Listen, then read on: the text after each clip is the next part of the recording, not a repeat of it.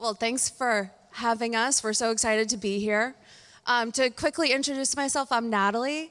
I lead Kargo's team in Boston. Kargo is a premium mobile-first partner. We partner with many brands in Boston, including New Balance, and I'm really happy to be here with Ryan. Thanks for having me. Are we on here? Can you guys hear me? Yeah. All good? Check. All right, I hear myself. Hi, everybody. I haven't spoken in 3 years, so I've got some things to say. Number one, we're in Boston, and I wore a Lakers hat. Yeah, that's a problem. My Uber driver told me I got to be careful around here in this neighborhood. At least you got your New Balances on, right? I do. Yeah. These are incredible products. This is a result of the partnership between Figs and New Balance. The other thing I have to say before we get started is, as David had mentioned, this is an important community for me, so it's good to see everybody in person. But before we begin, I just want to take the opportunity to give a shout out to David, the Brand Innovators team, Mark, Brandon, everybody, the whole crew. They're not an events company, and events are a byproduct of what they do, but holy shit. The bar they set during a pandemic, amazing. Great job, guys. Round of applause. Awesome. That's all I have to say. Thanks, Ryan. Well, we're going to start out kind of basic, but can you just walk us through really who is Figs and how you guys have kind of transformed the industry that you're in? Great question. Figs was and still kind of is a bit of a sleeping giant in that we came onto the scene and nobody had any idea who we were, but all of a sudden we're referenced as like the benchmark for direct-to-consumer metrics and growth and profitability, all that fun stuff. So Figs is a direct-to-consumer healthcare apparel brand. So we make scrubs primarily, as well as lifestyle products. Awesome for scrubs. Nurses and doctors. Awesome scrubs for awesome humans. Yes. And the genius behind the brand dates all the way back to over 10 years ago. The founders, the two amazing founders, Heather Hassan and Trina Spear. I've known them. They're like siblings to me at this stage. I've known them for about that length of time. They identified a need based on tons of friction points with what nurses were wearing, right? Big, boxy, starchy scrubs, and it was really the moment where they sat down and I said, you know what? Let's just call them something different. Why wear scrubs when you can wear Figs? And to this day, I mean, the website wearfigs.com, the hashtag, everything goes back to that moment. But it was a chance meeting that they had with each other, but also with a nurse who was complaining, and Heather being I would say the product development, style forward, fashion forward founder, said, you know what, I'm gonna go find something that fits you better, and she couldn't find anything. So the two of them over time got together. They literally were selling scrubs out of their trunk at Cedars-Sinai Hospital in LA, awesome. And the rest is history. Awesome. Well, kind of shifting into the structure that your team has. So you are Chief Digital Officer, and Jenny, who we're missing today, but she is Chief Creative Officer. Rather than having a CMO, they've kind of split it up. So I'd love for you to kind of talk through that setup and how you think that's kind of benefited your success. Happy to. And I have unique perspective, I guess, because prior to me jumping into the operating role about a year and change ago, in advance of our IPO, which took place last year, I was on the advisory roster for the company. I was supporting the founders and the respective marketing leads. And it was a kind of a concept I was supportive of that I borrowed from my first job, which was actually a CMO. I was way underqualified for the role, but it was here in New England at a company called Alex and Ani. I was just early, and the timing was right. So I led the digital business there, and we raised a bunch of money, and I became CMO at the request of the board. My response was, okay, if you let me learn on the job. And it was that experience that kind of propelled my current thinking, which is, from a marketing and communication standpoint, factor just the last few years of data makes it even more compelling of an argument that it's kind of impossible to find. I mean, talk to any executive recruiter. It's kind of impossible to find somebody that's extremely left-brain data all the way over to right-brain creative and is really good, gets A's, across the board, with heavy marketing operations and coordination and communication in the middle. And our thinking was, all right, well, if we're going to do in-house media not fully in-house, but we're going to have subject matter experts for media and data in-house. And we're also, as a brand first, a communication visual first company, we're also going to create an internal creative effort. Let's split the two up and make it a partnership, a deep partnership across the two. So on the left brain and middle brain side is my world, where all of the media, regardless of it's digital or media or offline, is planned, bought, and measured through agency partnerships with subject matter experts internally.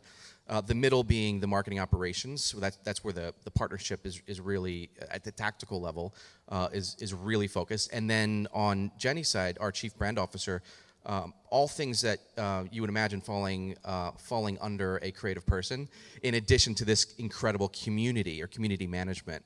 So creative, brand, production, organic, social, community, events, influencers, ambassadors, all sits under her. Mm-hmm. So it's an amazing partnership. We used to, when we first got to know each other, we used to joke about. I mean, she's always been my prom date. Like that's how great of a fit it is. I love that. Awesome. Well, speaking of data, obviously I think that's a very hot topic for all of us, especially in my role, in mobile. Obviously, data is something we talk about all the time. But data on your side, can you talk a little bit about kind of how you accumulate that data and how you strategize around it in reaching your audience? Absolutely. It's a topic that's near and dear to me because I was involved with the architecting of the vision, the organizational strategy behind data and how it has evolved over the years.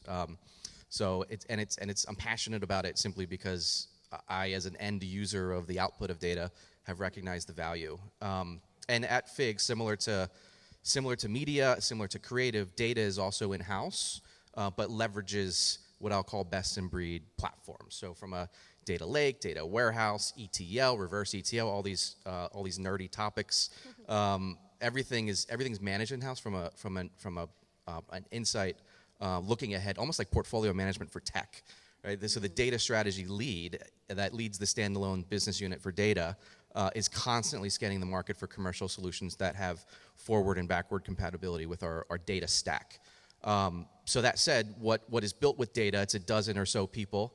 And it's really three pillars. So data is what you have, analytics is what you do with it, and it's focused on data. Our concept back then and current thinking is that analytics, the outcome of strong data, should be done at the business unit level. So you don't clog the task list and overburden a centralized data team. So it's a bit of a federated model. Internally at data, in the data team, there's under the data strategy lead, the VP of data. Brian Kim, there's data scientists, right? They're sort of dreaming up and building all the solutions that we couldn't get from a mid to late stage data SaaS company. So they're building. There's a heavy commitment to data engineering, which is just the plumbing, right? Connecting all the parts and the platforms. And then there's a sort of the train the analyst model where you've got centralized support of the federated analyst approach. So if a business unit like merchandising or even creative or CX, certainly marketing, needs an analyst on their team that works for them but gets the training from data, that's exactly why they exist. So that's that federated model. It's kind of like an octopus. They're always tethered to what's happening in data. They're always trained with the latest and greatest additions to the platform and the portfolio of data projects. But in my opinion, for a direct-to-consumer brand that FIGS is 98% or whatever our public filings say, I have to say that direct-to-consumer and growing fast. The needs of FIGS as it relates to other direct-to-consumer brands, I think, regardless of your structure, having that centralized data team is really important because you've got governance, you have to make sure your data is clean, you have to make sure it's accessible, portable, bi-directional. So it's really important North Star for them. And that's how they're structured. It's great. Yeah. Awesome. Well, shifting gears a little bit from kind of the structure behind your team and the usage of all of your data. So FIGS has kind of a piece of their puzzle that is really about giving back. being surrounded, within the healthcare community. Obviously, that's kind of a huge piece of what you guys do. So you have your Threads for Threads initiative, but can you speak a little bit more about kind of your connection with this healthcare community and how giving back is really embedded in FIG's values? I see these like CSR programs that come from like management teams where, or boards where it's like just a bunch of old white men, right? And it's like, all right, well, we're going to do that for marketing, right? The thing about FIGS is it is truly authentic. It's the heart, soul, DNA of the company because it's embedded in the founders. It's what they believe in. So regardless of the size of the company, and this is similar with Alex and Ani as well, who had a big program called Charity by Design and donated, I believe, over $70 million in charitable cash to partners. A lot of those were a result of product sales, product partnerships, co-creating products with national charities. Mm-hmm. With FIGS, it's centered around the community. So the number one mission, is to serve those who serve others, and that's that. You ask anybody in the company, and that's what they'll say, because it's true. The goal is to celebrate and empower healthcare professionals, and we, it's sometimes it's from the outside it might be silly to say or hear because ultimately we're selling product, mm-hmm. but our mission, even through the hardest times these nurses in particular and anybody on the front lines have ever been through, we were there for them. I mean, we put, we were a private company, so it was a little easier to do, but we put, not that we put profit aside, but we put them first. And we've always thought that way as a company. The founders have always thought that way. Threads for Threads is a byproduct of that type of thinking, which is giving back product to those that need it. Mm-hmm.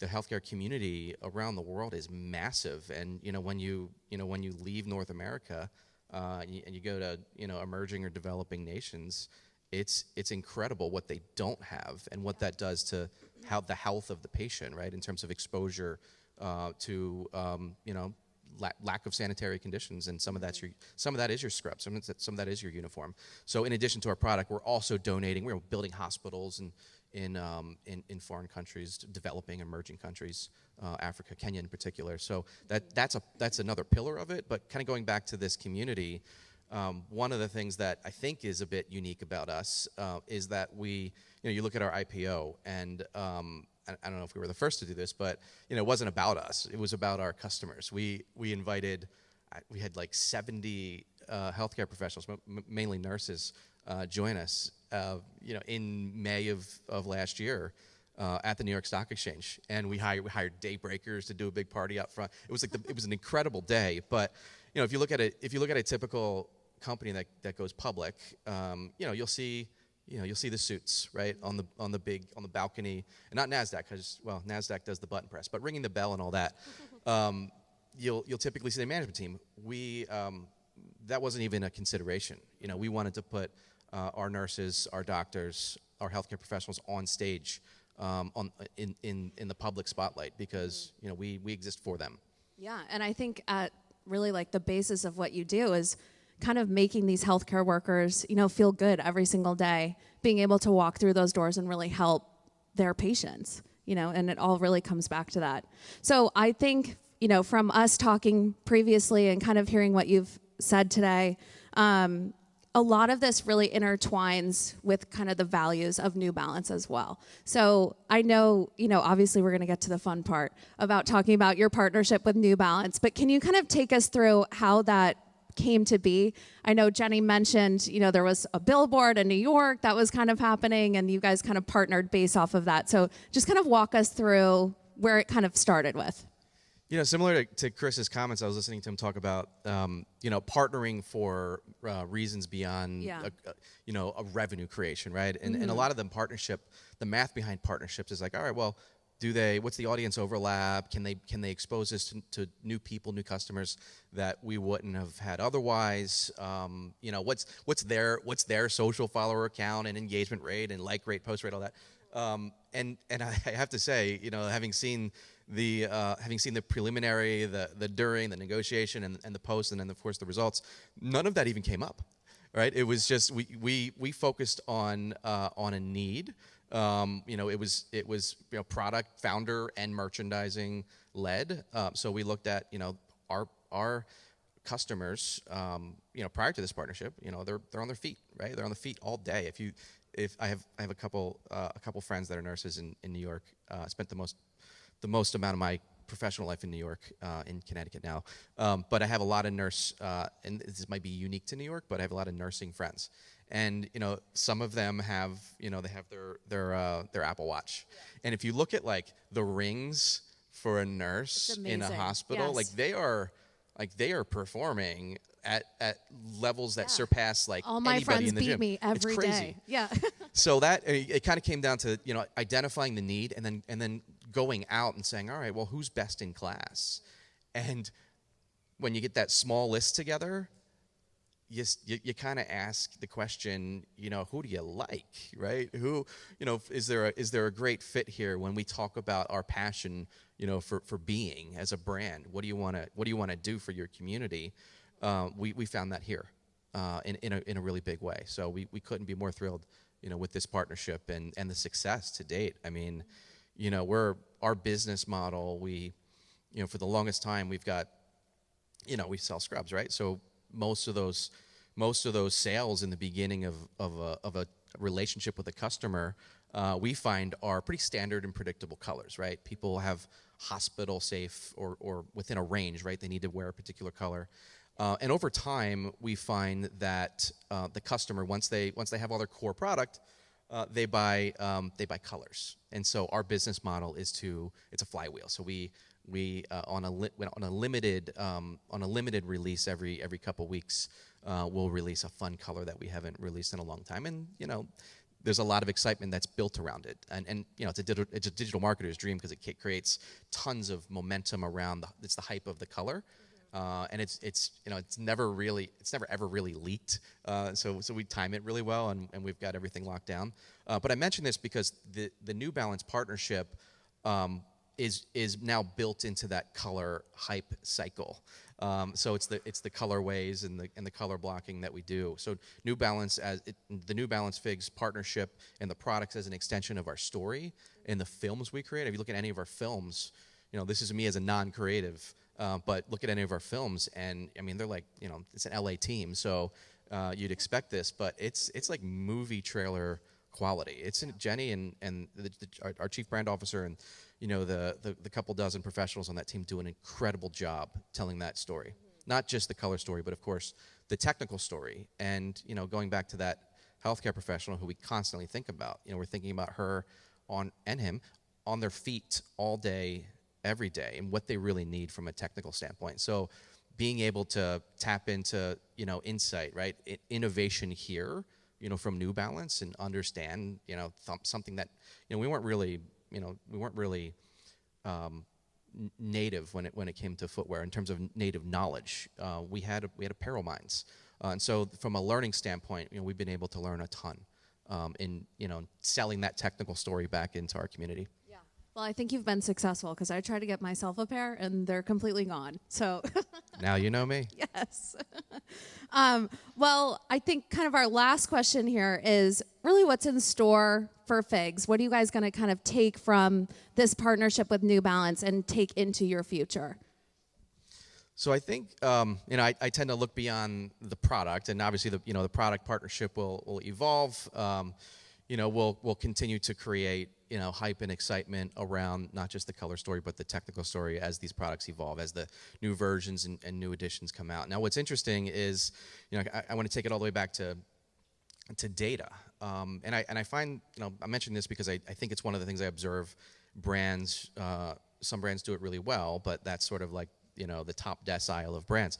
The 90% of brands that don't do this well struggle with this data concept, right? So if you're a direct-to-consumer company, think about all of the attributes that you can track over time, all the way down to products they viewed versus products they bought. And to be able to build, I'm not saying we do this on a one-to-one level, but to be able to build a fairly advanced view of what your customers want in the future powers a lot of that product pipeline. So I think we've said publicly that that we've got maybe a couple hundred or close to 1,000 individual attributes per customer. Completely, we've got to take an extra level of caution because our healthcare professionals our customers are engaging with us in, they're in the medical field, right? So not that we have to worry about HIPAA, but we still put privacy first, because oftentimes they're accessing our app or our site experience from a Wi-Fi in a secure facility. But point being, we collect a lot of this data and use that to drive a predictive view of future demand, which drives the pipeline. Beyond that, we've been talking a lot and actioning a lot on some strategic plans surrounding this sort of intersection of, everybody talks about the C's, right? And everybody's got different definitions, but content, commerce, community, conscience, right? There's a bunch of C's out there. When we're talking about community, we're actually talking about bringing our community together, right? And it's an industry that craves connection, not just within the facility they work in, but at the industry level. So a nurse on the East Coast wants to talk to a nurse on the West Coast. We feel we've got the largest database of healthcare professionals out there, and we want to do something about it beyond just selling products. So that the evolution of storytelling, the evolution of creating community for purposes of connection is where we're going, right? To have them to engage our customers to also co-create with us is everything. So every single New Balance concept, it's not our product development team, it's our product development team, the whole company, plus our healthcare professionals, our ambassadors, our influencers involved in the discussion, which is really fun. Awesome. Well, thank you, Ryan. Do we have time for a question? Yeah, we have some time for some audience Q&A. Do we have any questions? Raise your hand. I'll come up and I'll run a mic to you as fast as I can. Don't be shy. I know we're all getting back to in-person, but someone's got to have a question. First question gets a free pair of scrubs or New Balance Figs sneakers. Look at that. Okay, we got one right here. You guys are so coin-operated. I'm taking you up on that, Ryan. Joelle Maroney, Linkia Influencer Marketing. Just wanted to hit on a note that Chris spoke about earlier, which is this notion of hero to halo. And if you could speak to that relative to Figs and your embracing influencer marketing as a whole. So I was definitely on the basketball court when he was talking about that, which is amazing, by the way, taking pictures. So influencers for us, and I'll speak broadly to it because I didn't hear the content earlier. We had created years ago this vision that took the transaction element out of influencers, as in, we didn't look at, hey, let's go buy the 10 relationships that are going to allow us to completely dominate the space. What we found, and it might have been unique to us because, medical, maybe they weren't around back then, but medical and healthcare people of influence, right, that are also, working, however many shifts. More than a human, right? More than a standard, work week. I think we can all agree that healthcare professionals, that have never been more in demand. Do they really have time to be a professional influencer? And at the time, we had come up with a strategy to say, you know what, we should not incubate them, but let's identify people that represent our core values, that really understand the technical and the brand differentiation between us and everybody else, right? Figs versus scrubs. And so we identified a lot of them early in their journey, and they've been with us. We've got over 300 of them in our program across all tiers, if you want to use sort of traditional like influencer tier math. But we don't just invest in their time, as in their timeline, their content. We invest in them. We educate them. We invest significant resources into bringing them together. So if you look at some of our retreats, we did a retreat years ago. Us and Lululemon together. We brought a couple hundred influencers or medical professionals that, most of which were in our network, right? They were sort of in our formal network where they're given product in advance of a release so they can wear it, and then, going back to that concept they described earlier, locking it down, right? You've got to trust them. But for them, they're in the know, and they're almost like an extension of our team. We kind of treat them like employees, if that makes sense. But we also, going back to investing in them, just the next event we have, it's just this incredible event. It's like a multi-day, almost a spa-like atmosphere. But the content is centered around them, mental health, community. There's financial, there's sort of student loan, financial, guidance. There's health, fitness, wellness, all wrapped up, and then amazing activities as well. So that's I don't know if that makes us that differentiated, but it isn't. We don't think of it like a channel, right? If it was managed by me, it might be a much more mathematical, but it's not. And it kind of goes back to what I described earlier. It's the vision of the founders, day one, heart, soul, DNA. It's like that person. Let's go. That community. Let's go identify them and celebrate them and invest in them. And we haven't pivoted strategy since. Thanks. We do have time for a couple more questions. Hi, my name's Kathleen. I'm at Teeds, based in Boston. Nice to meet you. As the healthcare industry continues to get disrupted via like telehealth and continue to be digitized, is there endeavors to make FIGS more of a full lifestyle brand for health professionals? As in-person obviously is still huge, but any endeavor there or plans? Yes. Okay.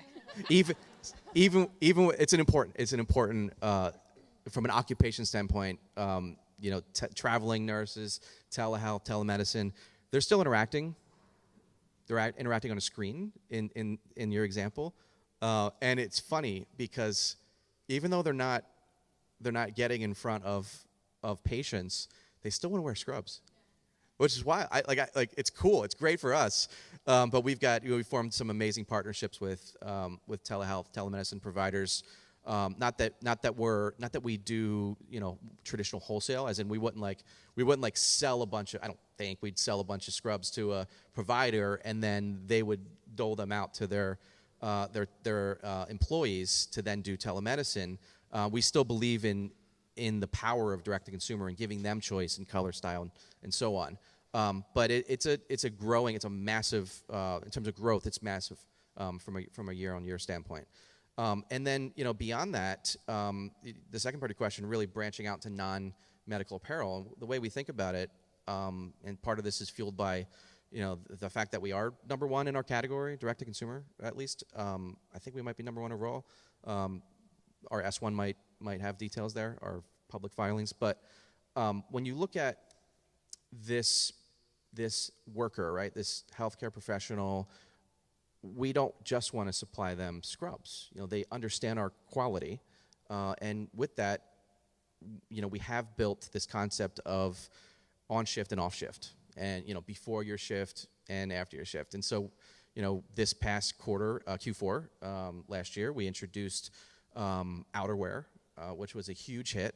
We introduced loungewear, and we introduced activewear that they can wear to the gym. So. All those categories are really important for us. One of the things we also recognized was the importance, going back to community, the importance of gifting. And if it's, even if it's non-apparel, you think of like the ICU wing or the maternity wing. They've got these sort of micro communities in these hospitals, and they're turning to us. More and more for what to gift, what to give. So we're also looking at this concept of, and we experimented in Q4 with great results. So getting into the gifting world where it's like a FIGS endorsed or FIGS approved product, and so we see that we're very optimistic about that world as well. Awesome. I think we got time for one more question up here. So Edward.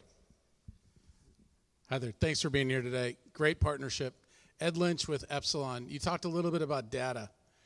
And with cookies going away and the security behind some of the information you have, what are you guys doing around first-party data, and how are you managing that? You said to do it internally, but how are you doing that?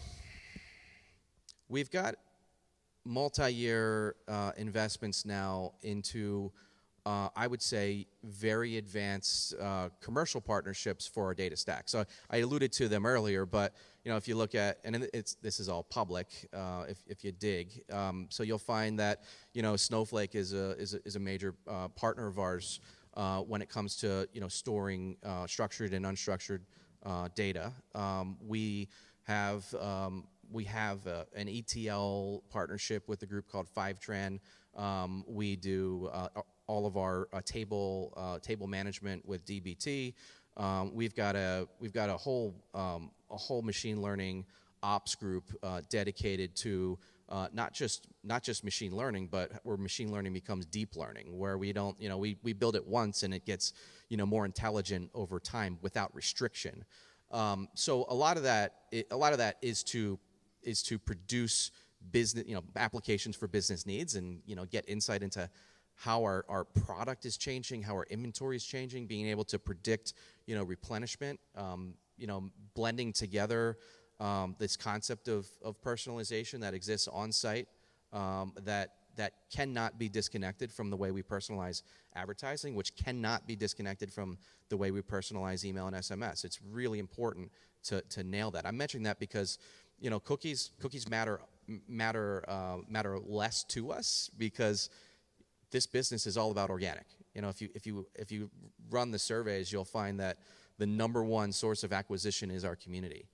And while we spend a ton of dollars on the media side, digital as well as traditional, majority digital, it's still a small percentage of our net revenues. So think right in that sort of 10% world. So we're not a business that's reliant upon paid media to acquire a customer, or we rely on it obviously for prospecting, for retargeting, for retention, for reactivation. But the strength of our data allows us to extend into partnerships that allow tracking of synthetic conversions, for example. I mean, I've seen this landscape change over the years. Multi-touch attribution, media mix modeling, incrementality testing, all important. Third-party data partnerships, like with your firm, very important to extend into that expansion of the golden record, so to speak. But for us, I kind of go back to some of these basics with all these changes, which is, if we're looking at this big petri dish of a country, we've got, I don't know, 200 and is anybody from Nielsen here who knows the number? I think 220 DMAs. And the concept of match market testing is really powerful, where we'll take we've got an idea, we'll go take a part of the country, a DMA or a cluster of DMAs, and we'll say, all right, what are the sister cities or sister DMAs to that particular part of the country where we want to test a hypothesis, the addition of media or the extraction of or absence of media, so a heavy up or a holdout. We'll go completely black in an area for 2 times the path to purchase, and compare that to what happens to a market where it's the same population, same growth rate of population, same portion of that market to total sales. And we'll look at the outcomes. But it's not just effect on sales. It's effect on brand lift, search lift, all that fun stuff. So our view is, we're always gonna be bleeding edge when it comes to knowledge. We're tracking what's happening with ID 2.0, Trade Desk's ID 2.0 and the pre-bid, and we're tracking. We have a great seat on the Google Retail Advisory Council, where I represent us on a quarterly basis to Google. So having exposure to Privacy Sandbox and all those initiatives, some of which were shut down, was really important to see what's ahead. I think we'll be there from a compatibility with future technology standpoint.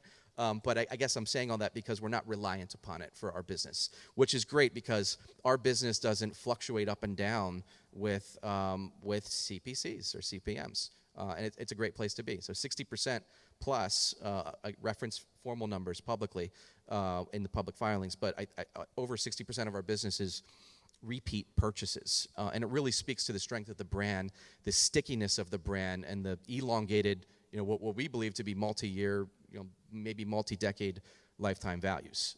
And so that kind of trumps all advantages that we would have if we were reliant upon the cookie.